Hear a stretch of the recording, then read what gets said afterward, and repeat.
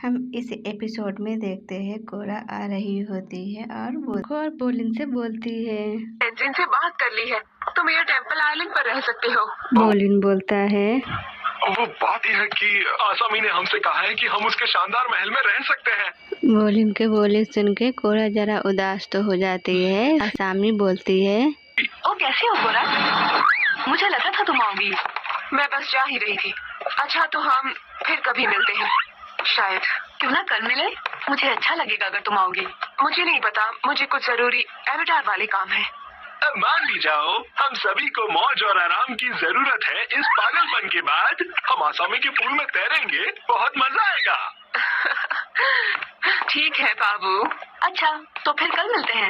इधर हम देखते हैं जी फॉर्म को इन्फॉर्मेशन मिलता है तो छापा मारने आती है। कुछ ऑफिसर को लेके कैबिज के गोदामों पर लेकर आ जाती है। गोदाम में हथियारों से भरा हुआ होता है। बी फॉर्म बोलती है, लगता है हमारा खबरी सही था। फिर गोदामों को सील कर देती है और हथियार ले जा रही होती है और कैबिज बोल रहे होते मैं निर्दोष हूँ। तो ऑफिसर बोलते कि हाँ, हर कैदी यही बोलते कि मैं निर्दोष हूँ। ये वही लड़का है जो सबको बुली करता था। इसका नाम तानो होता है। तो कोरा बोलती है तानो से, देखो मुझे पता है कि हम दोनों दोस्त नहीं हैं, लेकिन अमोन ने जो किया वो गलत है। तानो पुलिस थाना में होता है, अपना रिपोर्ट लिखाने आया हुआ होता है। तो अमोन की अपेंडिंग छीन लिया होता है। तो अमोन के बारे में बता रहा होता है।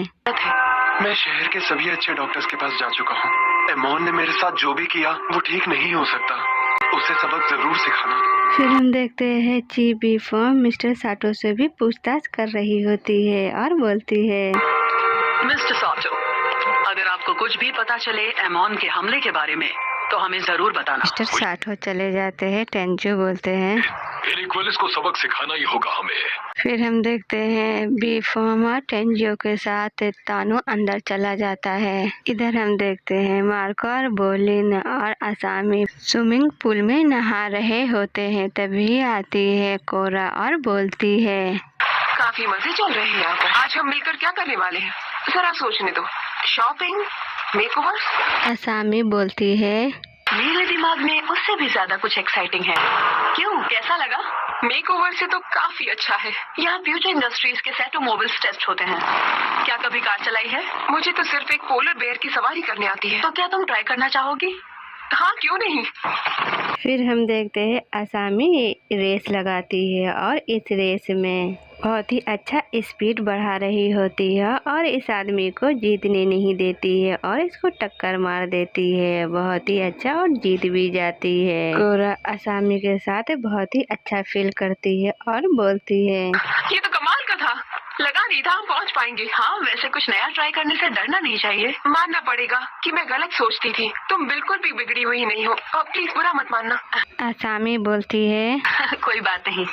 लोग अक्सर सोचते हैं कि मैं पापा की बिगड़ी औलाद हूँ, लेकिन मैं अपना ख्याल रख सकती हूँ। बचपन में सेल्फ डिफेंस क्लासेस भी ली है जब मैं इतनी सी थी। मेरे डैड चाहते हैं मैं दुश्मनों से खुद को बचा सकूं। फिर कोरा बोलती अच्छी बात है। तभी घर आ जाती है आसामी का और आसामी से पूछती है, क्या गर्ल्स टॉयलेट नहीं है? तो आसामी कहती और ऊपर जाओ, राइट की साइड में तुम्हें टॉयलेट मिल जाएगा। तो देखती कोरा चली जाती है और हाथ धोकर निकल रही होती है। तो मिस्टर साटो की आवाज सुन लेती है। खड़ी होके सुन रही होती है मिस्टर साटो की बातें। नहीं, मेरा यकीन मानो, सब प्लान के हिसाब से चल रहा है। कैबेज कॉप की हो रही इन्वेस्टिगेशन से हमें वक्त मिल। मेरा विश्वास करो, अगले हफ्ते के पहले हम हमला कर देंगे। तभी कोरा भागते हुए जा रही होती है तो आसामी रोक के बोलती है। तो कोरा बता रही होती मुझे तो है, लगा कि मैं भूल गई थी कि मुझे एयर सेट मतलब बच्चों का ख्याल, मेरा मतलब है कि मुझे एयर बैंडर्स का ख्याल रखना है।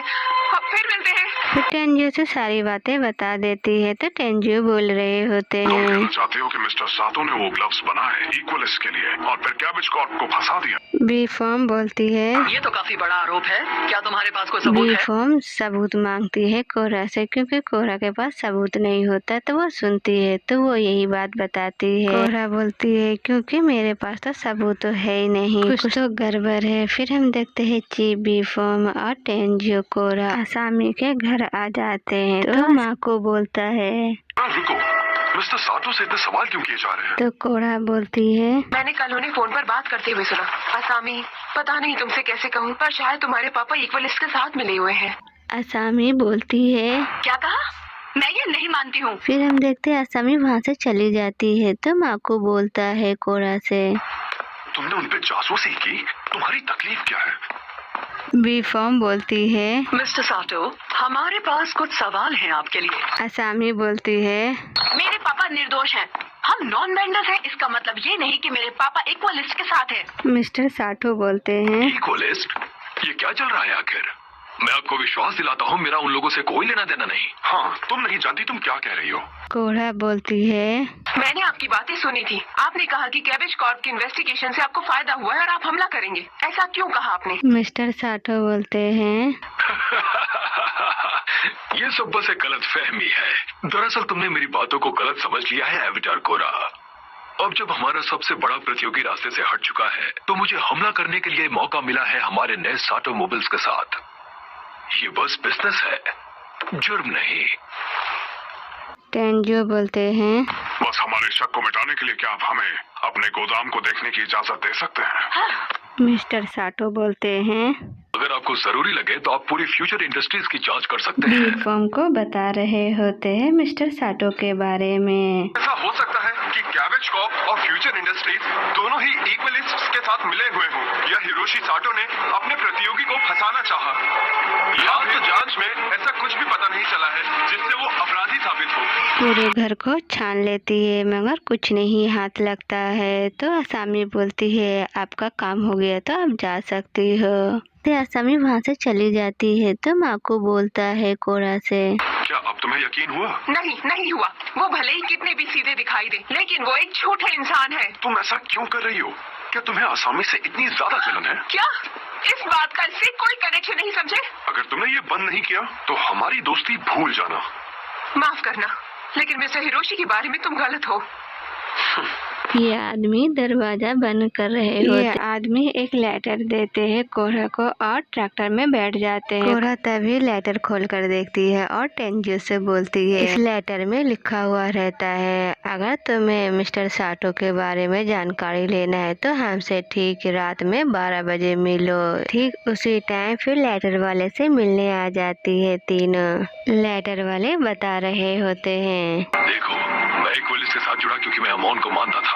मुझे लगा कि वो हम नॉन बेंडर्स की तकलीफ को कम करेगा, लेकिन मुझे लगा नहीं था कि उसे युद्ध चाहिए। तुम हिरोशी के बारे में क्या जानते हो? उसने इक्वलिस्ट के लिए वो ग्लव्स बनवाए थे। मुझे पता था।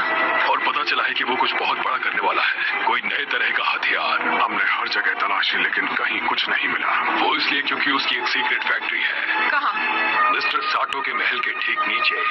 टेंजो बी फॉर्म को बता रहे होते हैं, महल पर रेड मारना काफी जोखिम भरा काम है, ऊपर से वो डायलॉग तुम्हारे सर पर खड़ा है। पता है, इसमें मेरी नौकरी भी जा सकती है, लेकिन मुझे इस वक्त रिपब्लिक सिटी की चिंता ज्यादा है। हम वो हथियार अमोन के हाथ लगने नहीं दे सकते। फिर हम देखते हैं मिस्टर साटो के घर पहुंच गए होते हैं। बी फॉर्म बोलती है, हमारे पास खबर आई है कि इस महल के नीचे एक सीक्रेट फैक्ट्री है। आपको नहीं लगता मुझे पता होता अगर मेरे घर के नीचे कोई फैक्ट्री होगी? आखिर कितने झूठ बोलोगे तुम सब मेरे पापा को फंसाने के लिए? वो कहाँ है? अपने वर्कशॉप में, घर के पीछे। फिर बी फॉर्म के कुछ ऑफिसर को लेकर आती है और टेंजियो कोरा भी होती है। असामी भी जा रही होती है पापा को ढूंढने और आवाज लगाती है, पापा कहाँ हो? जीत यहाँ कोई नहीं है और हमारे आने के बाद से कोई भी बाहर नहीं गया है। शायद हमने उसे जाते हुए नहीं देखा। बी फॉर्म बोलती है, वर्कशॉप के नीचे एक सुरंग है जो पहाड़ों की तरफ निकलती है। क्या कहा? यहाँ कोई सुरंग नहीं है। फिर हम देखते हैं बी फॉर्म पैर को थपथपाती तो पता चलता है सुरंग यहीं पर है। फिर हम देखते हैं माको और बोलिन भी साथ में होता है सामी के साथ, तब बोलता है बोलिन, क्या तुम्हारे पापा को इस सुरंग के बारे में पता है? मुझे समझ नहीं आ रहा कि उन्होंने मुझसे ये बात क्यों छुपाई। शायद तुम्हें अपने पापा के बारे में सब कुछ नहीं पता। मुझे माफ करना। ऑफिसर्स नीचे उतरो और संभाल। तुम तुम तीनों यहीं पर रुकोगे। ऑफिसर सॉन्ग, इन पर नजर रखना। फिर हम देखते हैं सुरंग के अंदर जा रहे होते हैं माको और बोलिन और आसामी को छोड़कर, और कोरा पीछे पलटकर देखती है माको को। ऐसा लगता है कोरा कुछ समझाना चाहती है माको को। माँ कुछ नहीं बोलती है और सुरंग में उतर जाती है सभी के साथ। फिर हम देखते हैं सुरंग के काफी अंदर जाने के बाद बी फॉर्म बोलती है ये कोई वर्कशॉप तो नहीं लगता है। कोरा भी बोलती है हाँ, देखकर तो ऐसा ही लगता है अमान के लिए काम करते हैं और नया हथियार बना रहे हैं। कोरा बोलती है लगता है यही है वो नए हथियार। फिर हम देखते हैं सारे लोग सावधान हो जाते हैं। इधर हम देखते हैं माँ को और बोलिन आसामी भी साथ में होती है। माँ को बोलता है हमें भी उन लोग के साथ में जाना चाहिए और नीचे बार बार देखता रहता है तो एक प्लान करता है। तभी माँ को बोल पड़ता है वो क्या था? हमें नीचे उतर के देखना चाहिए क्या हो रहा है। बिल्कुल भी नहीं, तुम चीफ के आने तक यहीं पर रुकोगे। ठीक है, हम नहीं जाएंगे, लेकिन क्या हम बाहर रुक सकते हैं? यहाँ बहुत धूल है। नहीं, यहाँ से हिलना भी मत। ठीक है, लेकिन मुझे मत कहना अगर मैं वो मैं ये क्या हरकत है आखिर? वो मैं जरा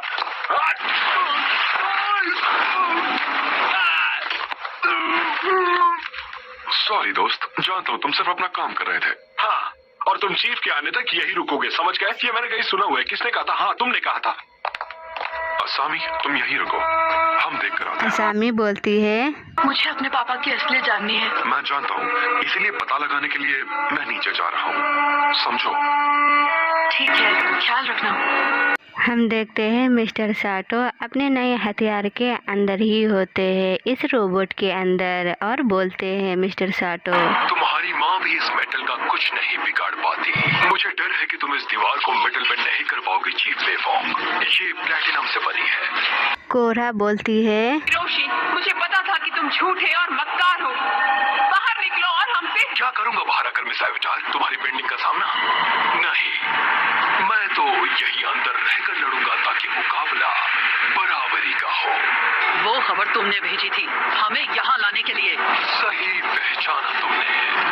फिर हम देखते हैं मिस्टर साटो इसी हथियार से सबको पकड़ रहे होते हैं। फिर हम देखते हैं टेंजू एयरबेंडिंग करके बच जाते हैं। फिर इसी तरह से कोरा को भी पकड़ने की कोशिश करते हैं, आगे फायर करके बचा लेती है अपने आप को कोरा। फिर हम देखते हैं चीफ बी फॉर्म के ऑफिसर को पकड़ लेते हैं सभी को, और इसी तरह से फिर झटका दे देते हैं बिजली का और तभी बेहोश हो जाते हैं सभी ऑफिसर।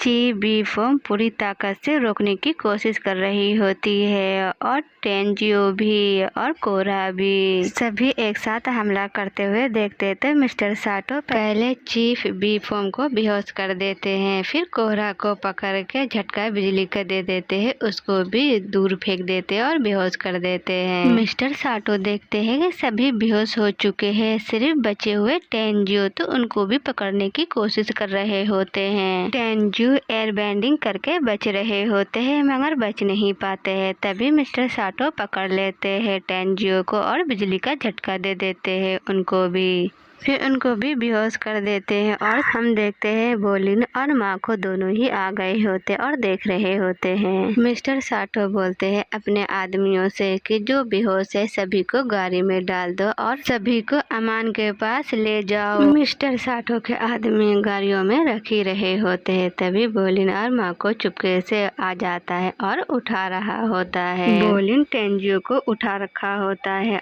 और माँ को कोरा को उठा रखा होता है। तभी मास्टर साटो देख लेते हैं तो बोलता है बोलिन हेलो मिस्टर साटो, वाह, काफी बड़ी और डरावनी फैक्ट्री खोली है आपने अपने घर के नीचे। टीम को स्पॉन्सर करना, एविटार का साथ देना, सब तुम्हारी एक साजिश थी है ना?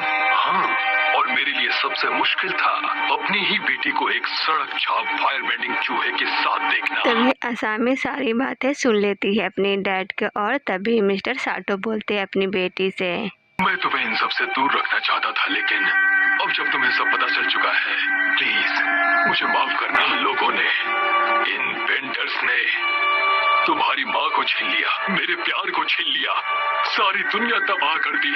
लेकिन अमोन के साथ मिलकर हम एक नई बेहतर दुनिया बना सकते हैं। हम हमारे हमारे जैसों की मदद कर पाएंगे। मेरा साथ दो असामी। हम देखते हैं असामी ग्लव्स लेने में हिचकिचा रही होती है और हाथ भी कपकपा रहा होता है, तो ले लेती है ग्लव्स माँ को और बोलिन देख रहा होता है।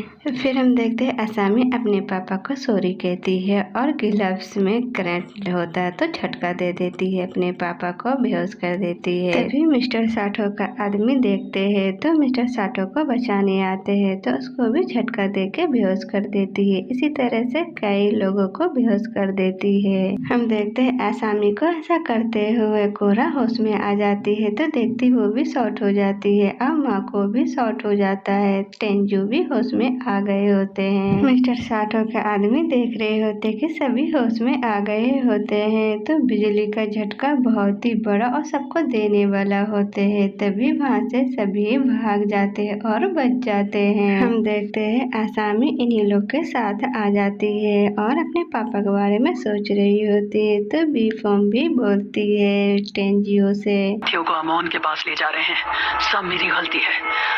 चार्लॉक सही था, मैंने सबको निराश किया।